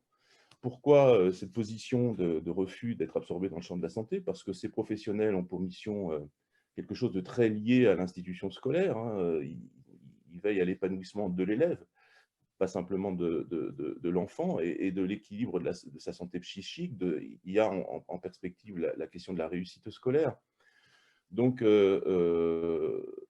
il crée des conditions pour favoriser un développement de la personnalité des enfants. Donc, le cadre santé mentale n'est qu'un aspect de leur travail. Ils interviennent pour les élèves qui ont simplement des difficultés scolaires et ils interviennent en prévention. Donc, c'est aussi un point de vue que doit envisager Convergence dans l'analyse des convergences possibles. Et puis, ce métier de psy-EN est confronté aussi à une privatisation violente en ce moment. Quand je discute avec elle, ou souvent elle d'ailleurs, eh bien, on voit dans le cadre des cités éducatives des associations qui acquièrent pignon sur rue, qui sont labellisées par l'Éducation nationale, par le ministère, et qui sont sur des logiques de développement personnel, qui utilisent des concepts comme non reconnus, comme l'intelligence multiple. Et puis, les élèves en question ressortent de séances où ils sont impactés par des logiques de profilage de leur intelligence qui sont purement scandaleuses. Et donc, tout ça repose sur des fondations qui financent ces associations. On m'a parlé de la fondation Alpha Omega. Et puis, donc, face à ça, il y a des problématiques de privatisation pour les psy-EN qui sont prégnantes aujourd'hui. Un grand merci. Ouais. Vous vouliez clore peut-être, parce que nous avons largement dépassé notre timing et je pense qu'il va falloir qu'on conclue. Ouais, est-ce que vous vouliez clore sur ce… Je peux raccourcir mon propos. Je ne vais pas parler de la question du titre unique ou de l'opposition à la création d'un ordre. J'avais prévu je peux passer là-dessus. Évidemment, la FSU condamne le dispositif mon psy de Macron, mais il y a un champ possible de convergence à condition de co-construire. C'est un peu ça que je voulais très bien. dire. Écoutez, je pense que vraiment, ça peut être le mot de la fin, si vous voulez. Je voulais juste dire quand même que j'ai entendu les échanges ouverts, la volonté d'aller vers des îlots de circulation d'idées, de rhizomes, de créolisation. Tout ça, ça ne me surprend pas, bien sûr, de Roland. Et c'est bien sûr une méthode exaltante à mener. Et probablement que les organisations syndicales peuvent s'inscrire dans cette démarche, mais avec des contraintes propres qu'il ne faut pas ignorer. Voilà. Et si on veut les avoir avec nous. Voilà. Très juste. Un grand merci. Merci beaucoup, Eric. Tu as été super. Désolé, on est obligé de te couper un peu parce qu'on doit aussi respecter toute l'équipe technique qui nous a soutenus et on a déjà un peu dépassé. Donc, un grand merci au nom de tous. Je te dis un très grand merci pour ce que tu as dit et la qualité de tes propos et de tes propositions. C'est Solène qui va conclure là. Merci à vous. En tout cas, je voulais dire un mot pour remercier vraiment très très chaleureusement toute l'équipe technique de co-gestion des outils qui s'est organisée notamment hier au pied levé pour résoudre tout un tas d'incidents techniques majeurs. Donc, c'est vraiment grâce à eux que cette journée a pu se dérouler dans de bonnes conditions aujourd'hui. Un grand merci à chacun et chacune pour la participation, les interventions, ce qui fait que cette journée a été extrêmement vivante. C'était grâce aux interventions de chacun aussi par Zoom. Donc, on se retrouve pour manifester le 10 juin et puis peut-être, nous le souhaitons, le 11 juin pour prolonger probablement, pour prolonger cette conversation qui commence, finalement qu'on n'a pas eu le temps de poursuivre, sur comment créer les îlots de la convergence, comment structurer un petit peu les choses. On en est au point de départ, donc on espère se retrouver le 11 juin pour poursuivre ensemble.